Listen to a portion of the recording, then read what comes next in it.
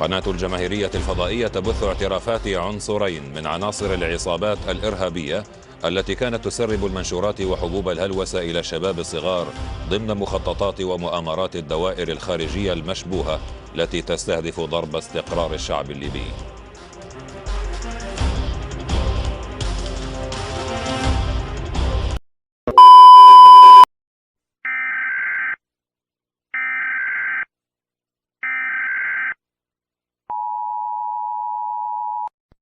هذا نظام نداء الطوارئ للجماهيرية العربية الليبية الشعبية الاشتراكية العظم. لقد تم قطع البث على قناة الجماهيرية لنشر هذا البيان الهام بالطي. نرجو الانتباه. لقد استولت القوات الليبية الحرة على كافة أنحاء البلاد. لقد تمت الإطاحة بالجماهيرية العربية الليبية الشعبية الاشتراكية العظم. سيتولى المجلس الوطني الانتقالي زمام الأمور في البلاد، وأله الموفق والمستعان.